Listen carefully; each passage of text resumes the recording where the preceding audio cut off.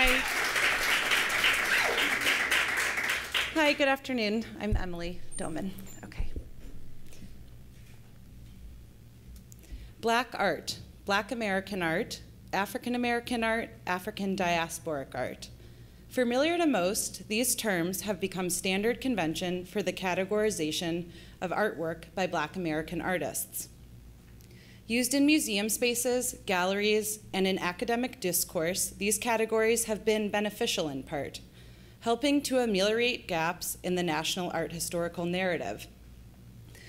They have strengthened the sense of artistic movements, filled in museum wing floor plans, and delineated chapters in textbooks, but their function has been twofold, because as these categories have given access, visibility, and representation to formerly excluded Black American artists, they have also acted as a sort of regulatory practice, confining these artists' works to an essentialist narrative defined by race.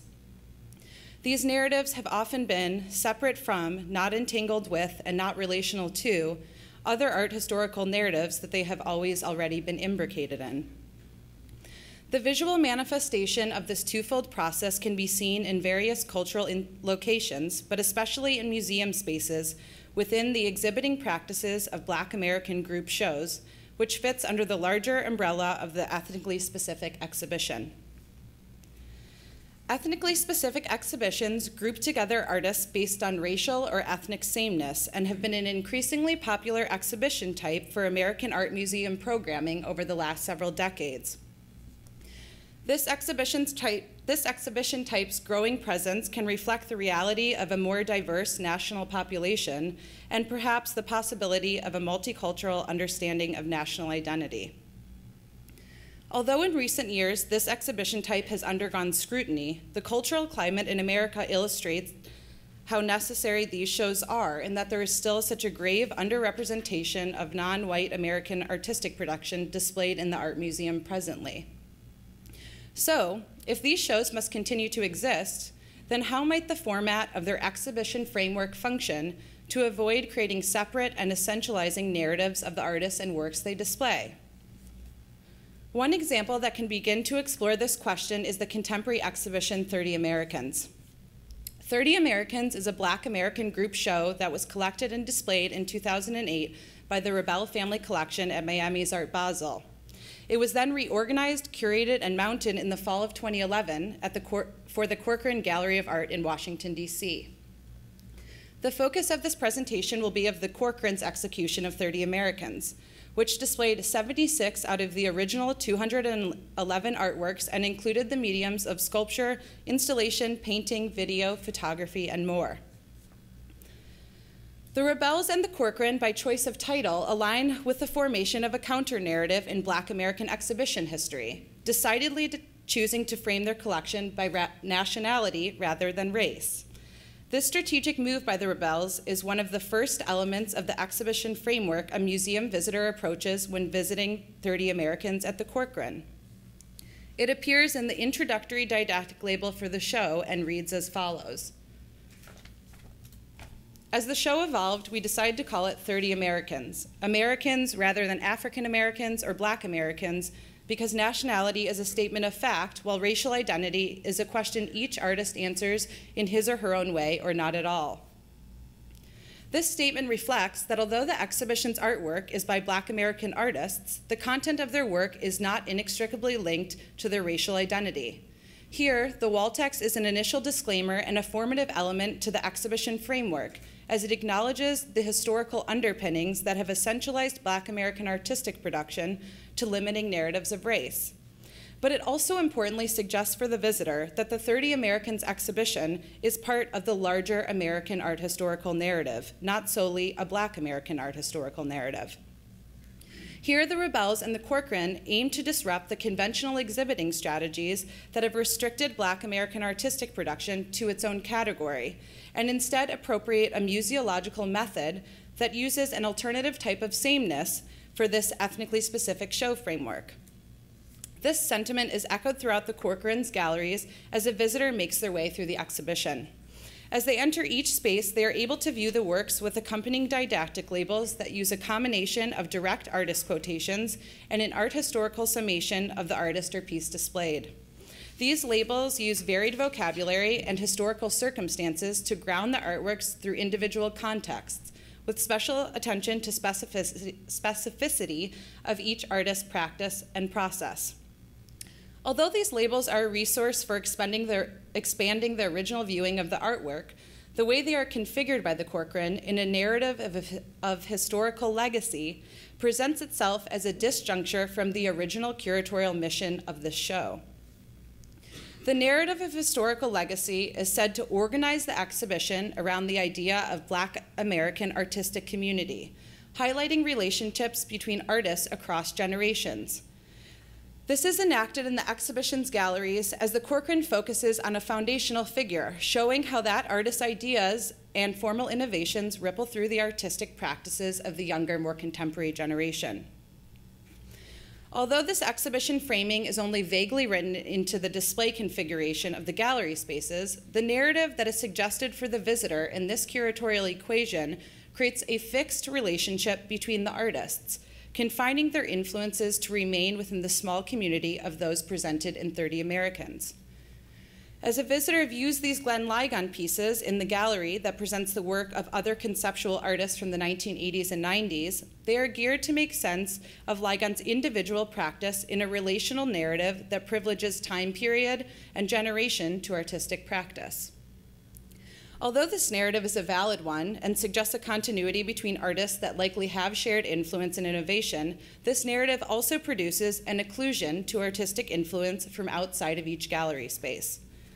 This functions here in that information on Glenn Ligon's fascination with and admiration for white American abstractionist Willem de Kooning is omitted from the didactic labels that appear next to both pieces that frame the doorway.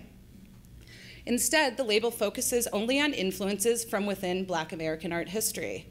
In the case of Ligon, it is not that that one narrative, including a reference to de Kooning, needs to replace the narrative that connects him to David Hammons or Lorna Simpson, whose works are situated within the same space, but instead that a polyvocal narrative incorporating information pertaining to Black artistic production and other relevant art historical influences should be included.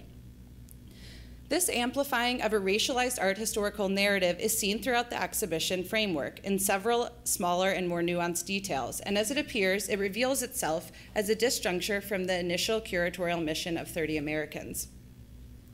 Seen here on the exhibition's website are a few of the first visuals a visitor might see before choosing to travel to the Corcoran.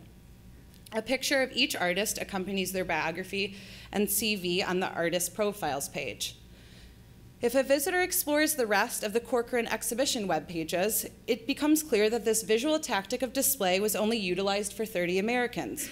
As nationality is not something we can identify on the face of an artist, this element of the exhibition framework illustrates that even in exhibiting modes that attempt to go beyond conventional ways of displaying and advertising Black American artists, the museum still relies on racial biographies of difference to publicize their show. This is further exaggerated in the takeaway postcards that are handed out for free in the 30 Americans exhibition space. These cards use the recognizable phrase, "Say it loud, I'm blank and I'm proud," as one of the slogans for the show. This phrase, well known from the Black Power movement of the 1960s and 70s, allows visitors to insert themselves, no matter their racial identity, into the blank space of the postcard. Using a textual reference from a Black American political movement suggests for the visitor again how this show is situated within a Black historical narrative, and here not necessarily even in an art historical one.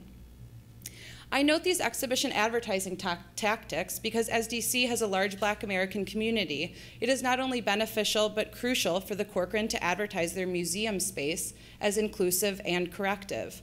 But in this inclusion, the Corcoran finds itself further separating the artwork presented into a racialized art historical category.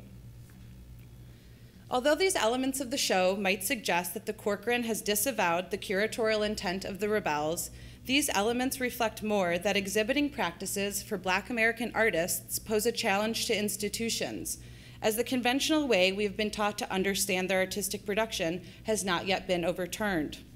Still, the residue of institutional segregation and inequality persists within the space of the museum, even when there is aim to avoid it.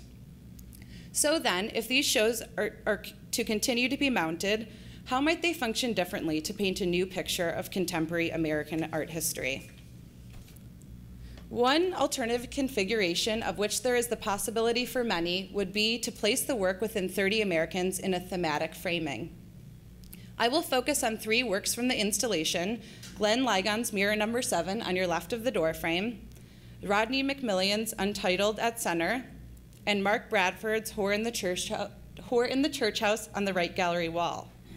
I concentrate on these 3 pieces with the aim of demonstrating the efficacy of abstraction as a strategy for escaping racialized interpretations. While it cannot be denied that the inclusion of these works in an ethnically specific exhibition raises the issue of race, no matter how positive the curatorial intent, by providing this alternative framing, I aim to make a case for the value and necessity of engaging multiple and varied curatorial strategies if ethnically specific shows are to continue as a viable model. Focusing on the individuality of each artwork, its specific formal elements and visual attributes would engender an exhibition model that overturns the museum's conventional role as a space where sameness is often perpetuated in the guise of progress. If these 3 works were viewed together in one gallery space, a visitor would more clearly see the continuity and thematic aspects of the work, thus moving the work outside of the historical legacy framing that is based on generational influence within this small community of artists. This is important not only because it connects to the format of other non-ethnically specific contemporary art exhibitions, but also because it might expose characteristics of these pieces that are overshadowed by elements of racial framing that appear in the exhibition framework. Ultimately, it's clear that despite the efforts made by the Corcoran, the long-standing history of mis- and underrepresentation of Black American artists remains as an integral element within this contemporary exhibition. The essentializing exhibiting practices that have confined Black American artistic production to narratives of race cannot simply be removed or forgotten, as their remnants are still apparent within the space of the museum, whether they are being acknowledged or not. As the format of these exhibitions suggests that the artists presented are grouped together because of a sameness in racial biography, then the actual execution of the exhibition framing must present something of the work coming together through a different similarity. Racial sameness cannot be the only basis for the grouping of these shows, especially when the works presented within them compel us to see otherwise. If this notion for framing were to be implemented, it would propel these exhibitions into a new space, a space that both acknowledges the remainder of the still present dilemma of inequality, but also, and perhaps more importantly, allows the artwork to be viewed and engaged with outside of the confines of that systemic problem. That systemic problem was not formulated in exhibition spaces, rather it was created far outside of the museum's walls and within the contexts of American power dynamics, racial politics, and visual culture. But as museums harbor the authority to reflect these cultural conditions, and exhibitions are one place where we historicize, catalog, and officiate culture, the exhibition framework's function must be examined as to reveal how we are seeing and making sense of our world. Thank you.